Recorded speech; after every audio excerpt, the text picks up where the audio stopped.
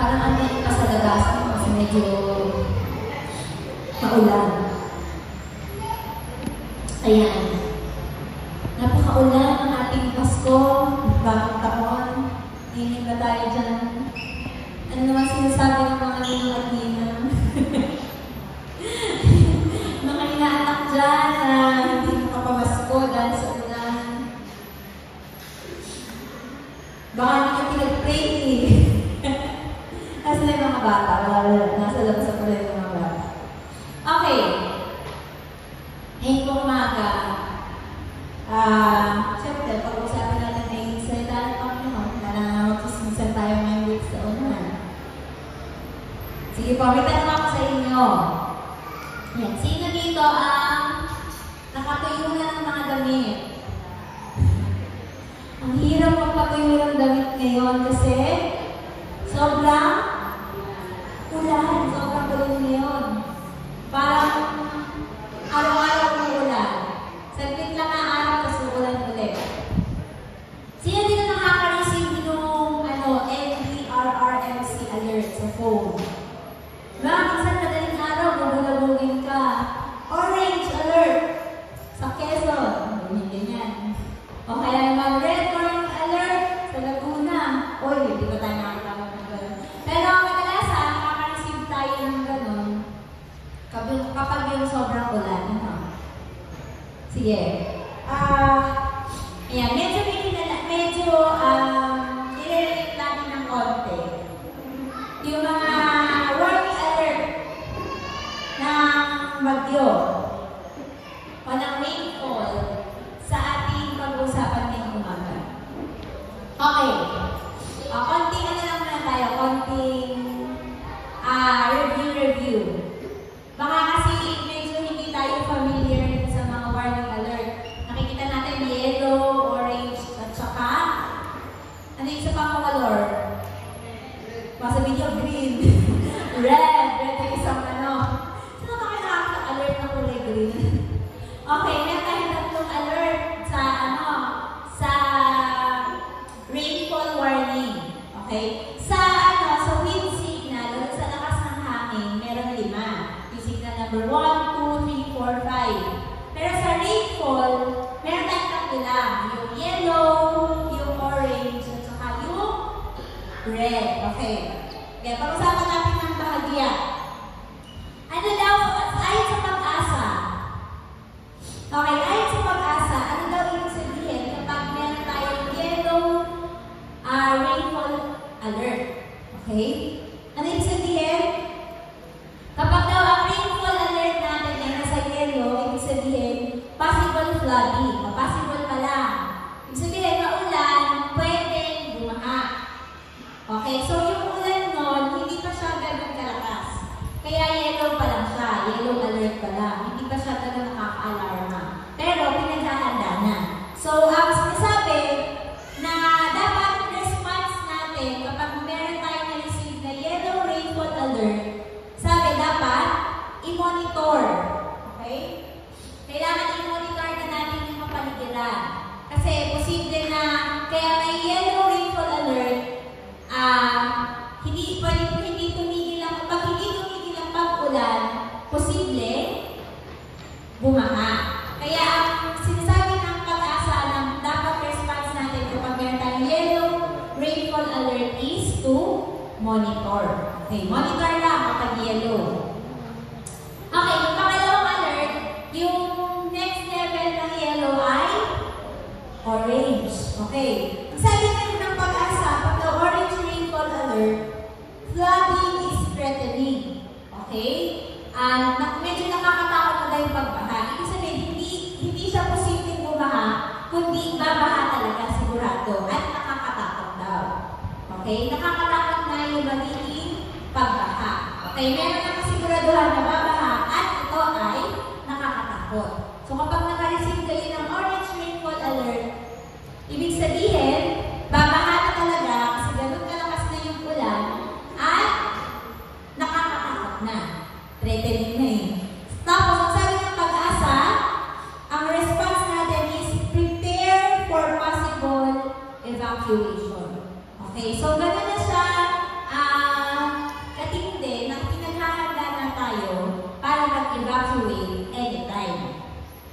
Okay, ngayon yung, anong color yun? Orange. Kapag orange, pag na may receive ko tayo na orange rainfall alert, sabi ng Pag-asa, nakakatakot na yung magiging pagbaha, kaya kailangan natin maghanda para ma-evacuate. Okay, huwag tayo magkakasampulo ha pag mayroong rainfall, orange rainfall alert. At pangatlo is yung red. Okay, pag daw sinabing red, ang ibig sabihin na nun ay serious flooding. Hindi na siya basta threatening, kundi serious flooding. Malala na yung pagbaha. Okay? At ang sabi ng Pag-asa, ay, ang response daw natin ay evacuate na. Okay? Kapag daw red warning alert, wala nang ano-ano, evacuate na agad. Hindi tayo pinaghahanda, hindi tayo standby lang. Kailangan kapag naka-receive ka ng red warning alert, evacuate agad. Okay? Ayan, ngayon, isubukan natin i-relate sa paano kapag yung warning alert na ay i-relate natin sa lahat ng disappointments, sa lahat ng failures, sa lahat ng mga plano na hindi natupad, sa lahat ng mga kabiguan, paano natin i-relate itong warning alerts na ito. Okay. Pag daw yellow, sabi dito, kailangan na natin i-monitor kasi baka medyo nangihina na. Okay? Kapag ang isang Kristiyano, ito po ay ano ko ha, sarili kong illustration. Sabihin nyo na sa Bible yan. Baka hanapan niyo ko yung parang sarili kong illustration. So, para sa akin, pwede mo nang sabihin na yellow warning alert na, yung nararanas ng disappointments o failures o kung ano man nararanas sa pagsubok ng isang Kristiyano, kailangan mo siyang i-monitor kasi baka nangihina na. Okay? Hindi lang siya ang ambon-ambon ng mga pagsubok. Ulan talaga, rainfall na. Okay? Pag sinabi na, medyo inuulan na ng pagsubok yung iyong kapatid sa Panginoon, kailangan na natin i-monitor. Okay? Yellow pa lang yun. Okay, pag naman yung kapatid natin sa Panginoon, o tayo mismo ay naka-orange warning alert na pagdating sa mga naranasan natin pagsubok sa buhay, kailangan na natin, ang sabi dito, palayo na siya ng palayo, nag-prepare na siyang mag-evacuate. Kasi ganun na katindi, yung nararanasan niyang pagsubok. Threatening na sa kanyang pananampalataya yung nararanasan niyang pagsubok. Kaya parang konting-konti na lang, nakahanda na siyang mag-evacuate o nakahanda na siyang tumalikod sa pananampalataya, lumayo sa Panginoon. At ang masakit, yung red warning alert. Yung sa sobrang dami ng pagsubok, nag-evacuate na sa pananampalataya. Tumalikod na sa pananampalataya. Pero ngayong umagang ito, ang pag-uusapan natin ay ito. Red warning alert ng Pag-asa.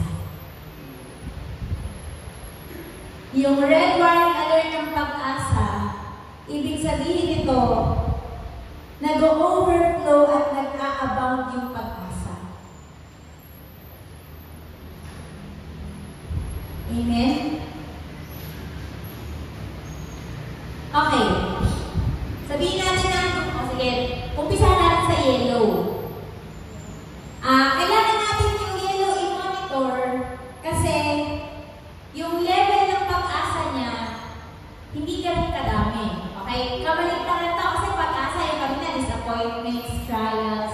So ngayon, mas mababa, ibig sabihin mas konti. Okay? So kapag ang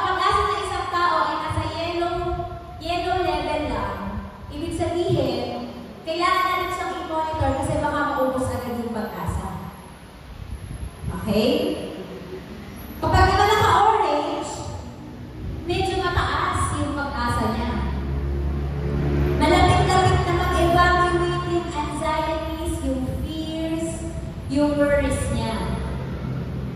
Ibig sabihin, yung hope na meron siya, kaya o posible na itaboy lahat ng takot na nasa puso niya. Pero kapag meron kang red level na hope, red warning alert ng pag-asa, ibig sabihin, abounding and overflowing yung pag-asa na kaya mag-evacuate lahat ng fears, lahat ng worries, lahat ng anxieties, kasi naka-red warning alert yung hope sa puso mo. Na yung fears, yung anxieties, yung worries, kusang nag-evacuate. At yun yung gusto natin, red warning alert. Yung pag-asa. Amen. Amen. Sino may gusto nun? Yung red level na pag-asa ng puso natin na nag-uumapaw, na hindi kaya mag-stay ng fear, ng anxieties, ng worries sa puso natin. Kusa siyang mag-evacuate. Gusto ba natin yun? Gusto ba natin yun? Kung gusto po natin yan, basahin natin ang Romans 15:13. Romans 15:13. Sabi po dito, may dagdag po, teka, maganda yung NLT version. Sabi sa NLT version 15:13. Sabi sa NLT, I pray that God, the source of hope, will fill you completely with joy and peace because you trust in Him. Then you will overflow with confident hope through the power of the Holy Spirit. Amen. I pray that God, the source of hope, will fill you completely with joy and peace because you trust in Him. Then you will overflow with confident hope through the power of the Holy Spirit. So yung key verse natin ngayon is Romans 15:13. Gusto ba natin mag-overflow yung confident hope na meron tayo? Ang sagot ng Panginoon sa atin, Romans 15:13. Paano ba tayo magkakaroon ng red warning alert of pag-asa? Unang bagay, ang sabi ko sa verse, I pray that God, the source of hope, unang bagay, kung paano tayo mapupuno o mag-overflow yung pag-asa na galing sa Panginoon, start with God. Because He is the source of hope. Amen. Kung gusto natin mapuno ng pag-asa ang ating buhay, kung gusto natin mag-overflow yung pag-asa natin sa Panginoon, let's start with God. Because He is the source of hope. Amen. Start everything with God. Amen? Lahat ng bagay na pag-iisisyonan natin, lahat ng bagay na gagawin natin, simulan natin kasama ang Panginoon. Amen. Ang sabi sa Matthew 6:33, hindi ito bago sa atin. Matthew 6:33.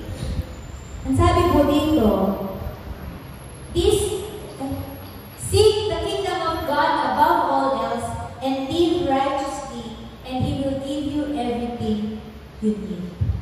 So for us to start with God, we need to seek His will, seek His righteousness, and start living in hope. Amen?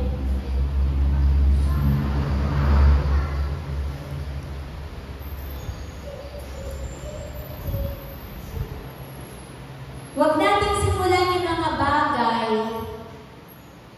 ayon sa sarili nating kalooban. Simulan natin magdesisyon, simulan natin pumakbang, simulan na, dahil magbabagong taon na naman, ano po? Patapos na ang bagong taon, 2024. Maaaring may mga bagay tayong nasimulan na hindi natin nag-consulta sa Panginoon.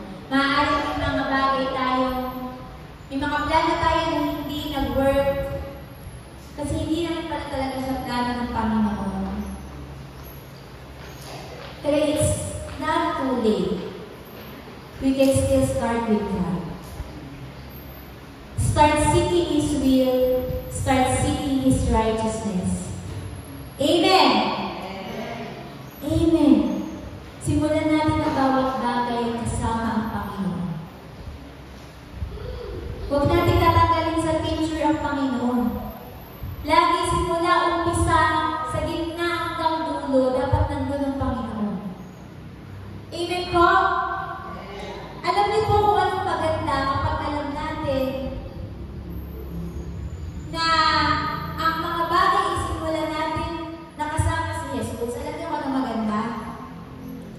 Alam natin na kahit anong mangyari along the way, kasama natin si Jesus hanggang sa matapos. Kapag alam natin na ang isang bagay, ang isang hakbang ay sinimulan natin kasama ang Panginoon. Kapag sigurado tayo sa puso natin na kasama natin ang Panginoon dun sa hakbang na yun, dun sa desisyon na yun, dun sa bagay na yun, sigurado tayo na kahit ano pang nangyari along the way, kasama natin si Jesus hanggang sa matapos. Amen. Amen. Doon nag-uugat yung pag-asa natin. Amen? Kasi alam natin na yung mga bagay na sinimulan natin kasama si Jesus. Yung pag-asa natin nag-uugat kay Kristo. Yung pag-asa natin nag-uugat sa Kanya. Na kahit ano pang daanan natin, kahit ano pang nangyari, habang tinatahak natin yung daan na yun, alam natin kasama natin si Jesus. Amen. Knowing that Jesus, the source of hope and source of everything, is with us, hindi tayo mawawala ng pag-asa. Kasi kasama natin yung source of hope and source of everything. Amen. We may have failed many times this year. We may have made many wrong decisions. We may have started doing things without consulting God, but it's not yet too late. We can still start doing everything and starting everything with God. Nagkamali na tayo, sabihin natin na may mga mali na tayong desisyon, naranasan natin yung sakit, naranasan natin yung consequences. But it's not yet too late. We can still start everything with God. Amen. At ang mga bagay na sinimulan natin kasama ang Panginoon, mga bagay na sinimulan natin ayon sa kalooban ng Panginoon, doon mag-uugat ang ating pag-asa na hindi tayo kailanman iiwan ni pagbabayaan ni Jesus. Amen. Amen po. Amen. Pangalawang bagay. So, meron na tayong unang bagay paano tayo makakaranas ng overflowing hope na mula sa Panginoon. Unang bagay ay simulan natin ang bawat bagay, ang bawat posisyon, ang bawat hakbang kasama ang Panginoon. Isip natin ang kanyang kalooban, isip natin ang kanyang katwiran, at yun ang gawin natin. Amen po. Pangalawa, sabi mo sa verse, balikan natin yung Romans 15:13. Ang sabi ko sa Romans 15:13, I pray that God, the source of hope, will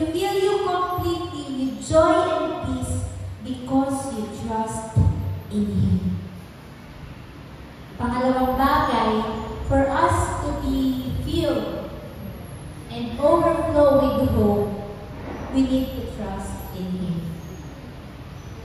Magtiwala tayo sa Panginoon. Amen? Paano natin pagtitiwalaan ng Panginoon? Ano namang pagtitiwalaan natin sa Kanya? Sagana ang salita ng Panginoon sa lahat ng instructions, sa lahat ng pangako, sa lahat ng guidance na kailangan natin. At magagawa natin magtiwala sa Panginoon kung aalagaan natin ang ating mga personal devotions. Amen? Amen? Sabi sa Proverbs 3, 5-6, Proverbs 3, 5-6. Ang sabi po dito, trust in the Lord with all your heart.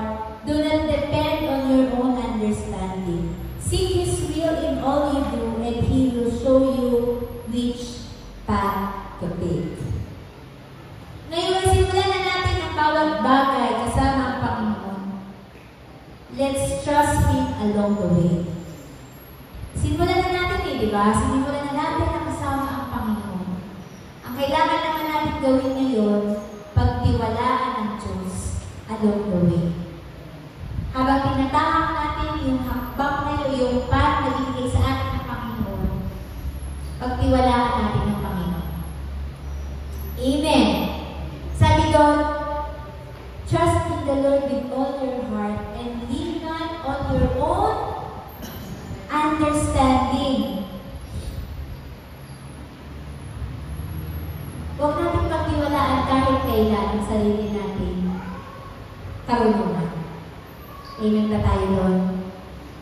Amen po ba tayo doon?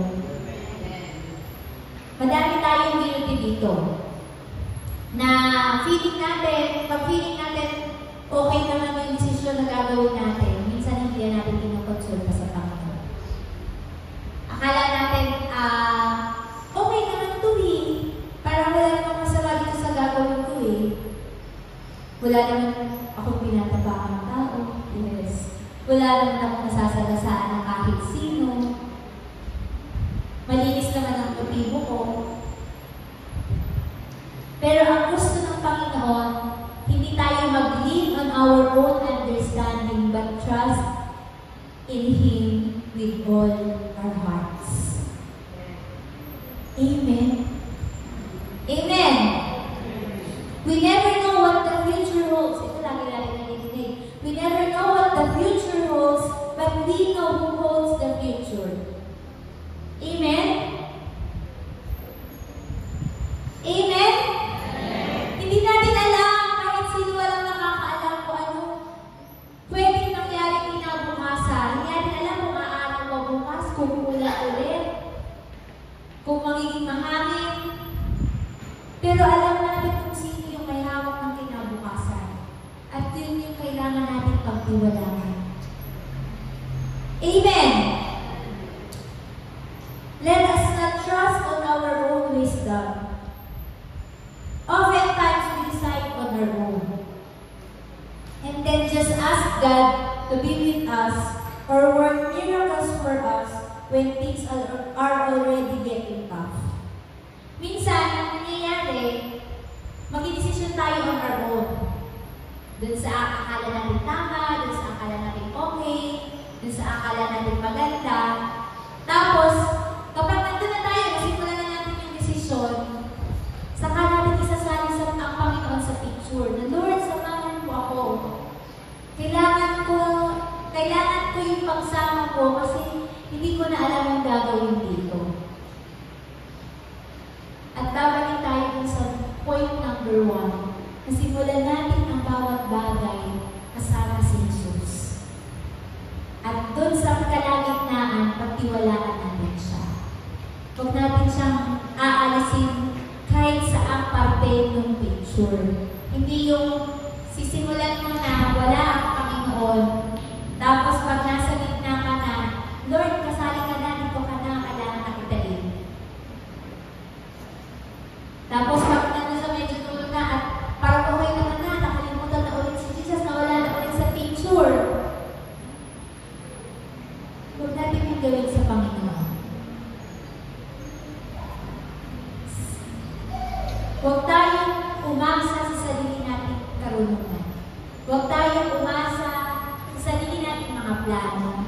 Huwag tayo umasa sa sarili nating pananaw. Umasa tayo sa Panginoon with all our hearts. Amen. Let us stop doing things on our own way. Amen? Tigilan na natin ang paggawa ng bawat desisyon, bawat bagay sa ating buhay sa sarili nating paraan. And let us trust Him with what's next. Amen. Let's stop doing things on our own way. Let's just trust Him with what's next. Panginoon, sinisimulan ko itong bagay na ito kasama ka. Alam kong kalooban mo ito. Yung susunod dito, pinagkakatiwala ko na sa iyo. I am trusting you with what's next. Kasi hindi ko alam kung ano yung susunod. Pero nagtitiwala ang puso ko, nagtitiwala ako ng buong puso sa iyo, Panginoon, na itong susunod dito, sasamahan mo ako. Amen. Amen. Let's stop doing things on our own way. Let's trust Him with what's next. Pangatlo, ang sabi ko dun sa verse, Romans 15:13.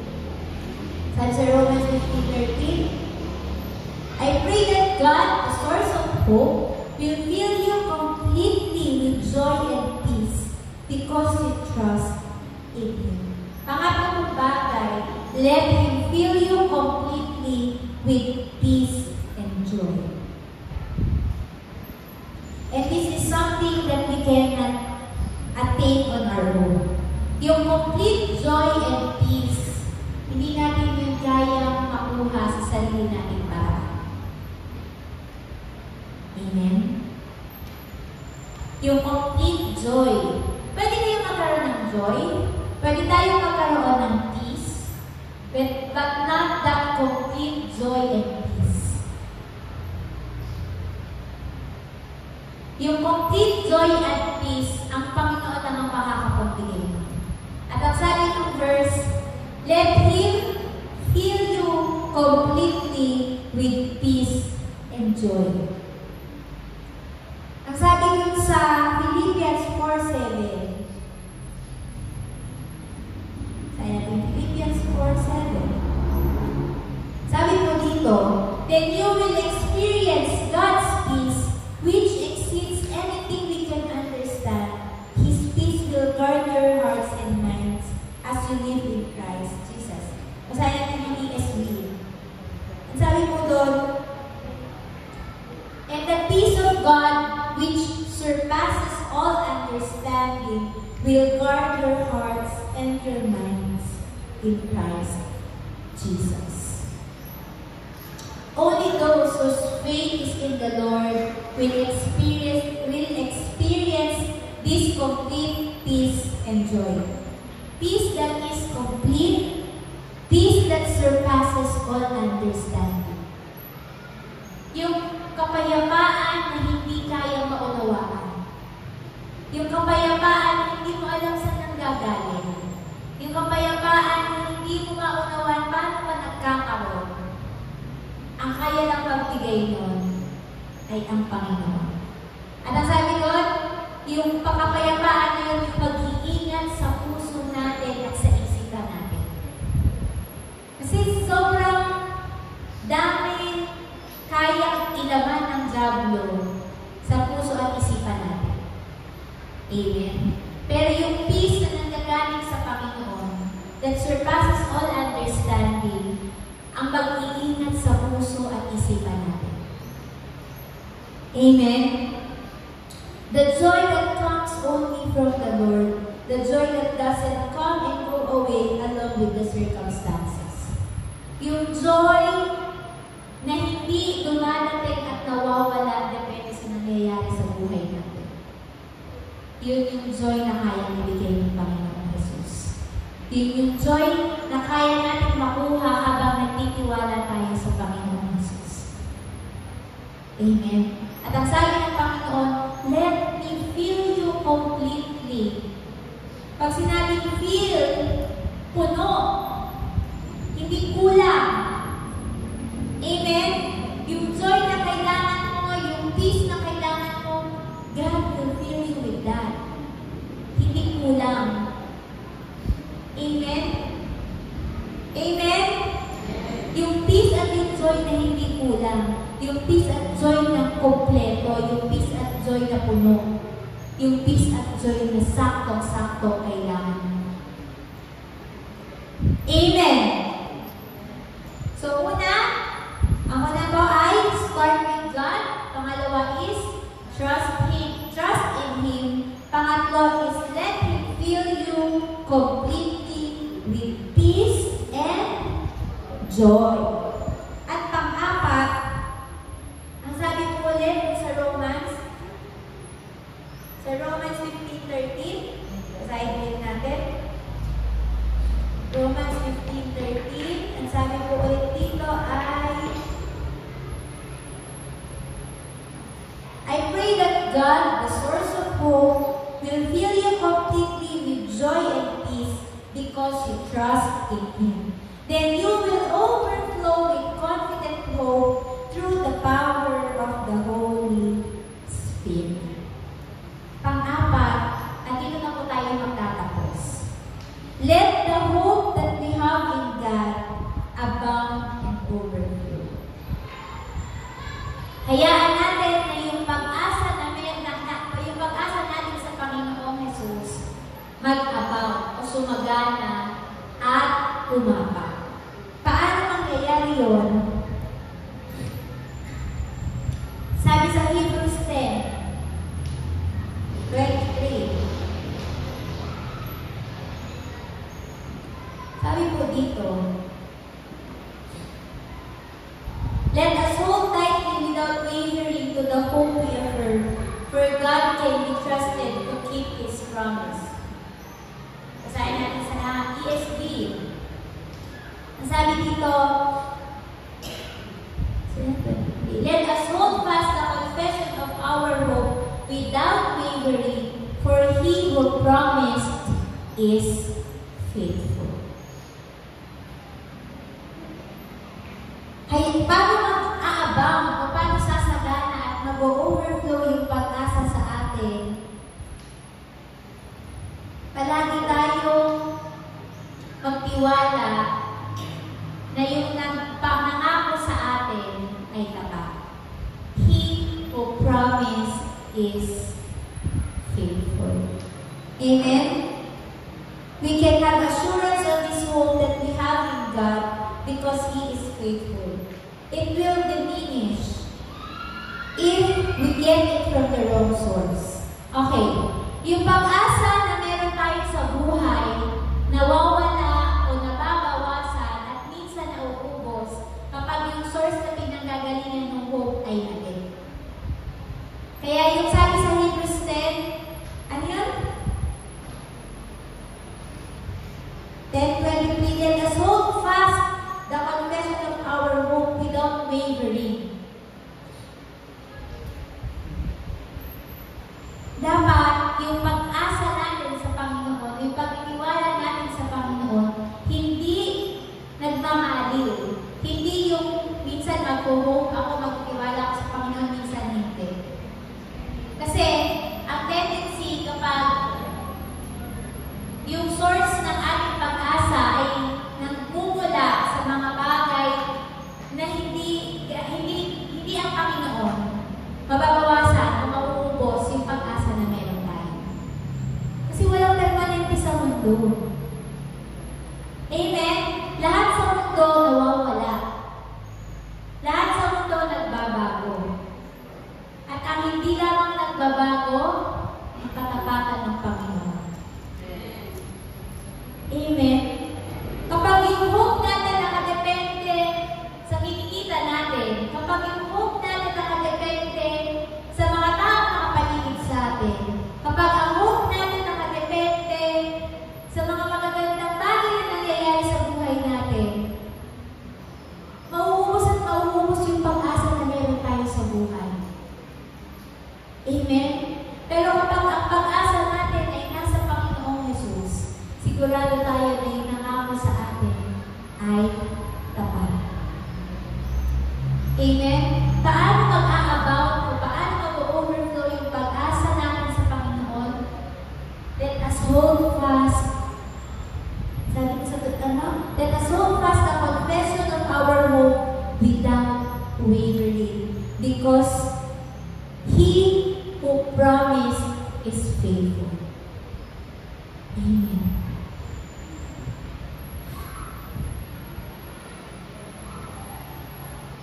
The only way for this hope to abound and overflow is to constantly hope in the Lord. The key word is constantly hope in the Lord. Amen. Amen. Let us constantly hope in the Lord. Para yung pag-asa natin sa Panginoong Jesus mag-overflow, mag-abound. Amen? Do not be tempted to put your hope on things of this world, but always put your hope in Him alone.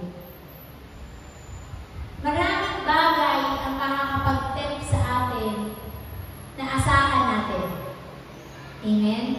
Yung security natin sa buhay, yung security na kaya i-offer ng mundo, yung assurance na ipinapakita sa atin ng mundo na hindi, sigurado ka dito. Hindi. Insured ka dito. Kahit ano mangyari sa'yo, meron ka pa rin makukuha. Agad, di ba? Let us not be tempted to put our hope on things of this world, but let us always put our hope in Him alone. Amen. Ngayong umagang ito, ipinapaalala ko sa atin ng Panginoon na ang buhay natin, kailangan lang natin ipagkatiwala sa Kanya. Yung hope natin, dapat kay Lord lang natin ibibigay. Amen. Hindi sa things of this world. Amen. Ako, ganyan din ako dito. Kaya, nung binigay sa akin ng Panginoon itong word na ito, sabi ko, Lord, salamat. Kasi pinalik mo ako sa pag-asa sa iyo. Kasi ibinalik mo ako dun sa pag-asa na hindi ako i-disappoint. Kasi ibinalik mo ako dun sa pag-asa na hindi nauubos. Kasi ibinalik mo ako dun sa may kapayapaan at kagalakan na hindi ko mauunawaan na nag-iingat sa isip at sa puso ko.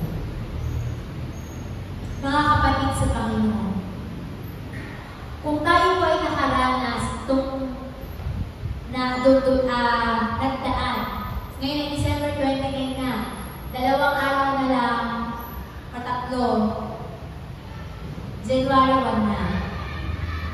Maaari nakaranas tayo ng mga setbacks, mga disappointments, ng mga frustrations, ng mga trials.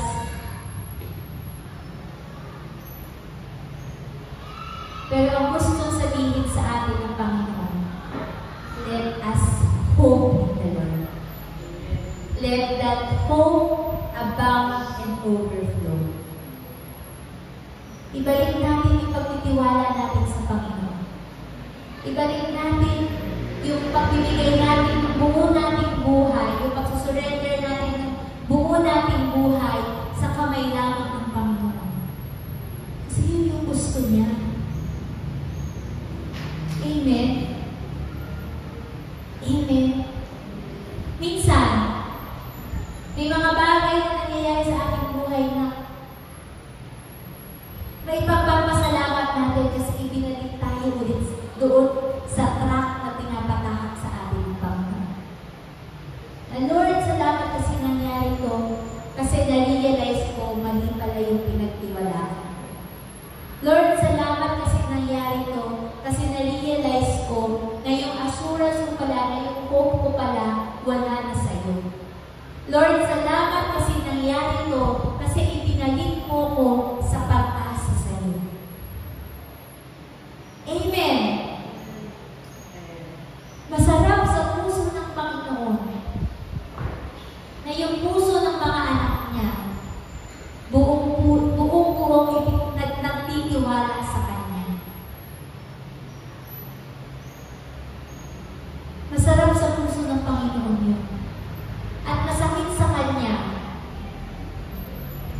kapag nakikita niya na yung hope ng mga anak niya hindi na sa Kanya. Na yung hope ng mga anak niya nasa things of this world na. Nasa sarili na niya, nasa sarili na niyang kakayahan, nasa mga bagay na ina-offer na ng mundo. Masakit sa Panginoon.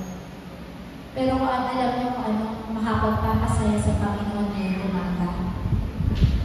Yung bumalik tayo sa pagtitiwala ng buo sa Kanya. Magsisimula na in 3 days ang taong 2025. Let us start everything with God. Amen. Simulan natin ang taong 2025 kasama ang Panginoon.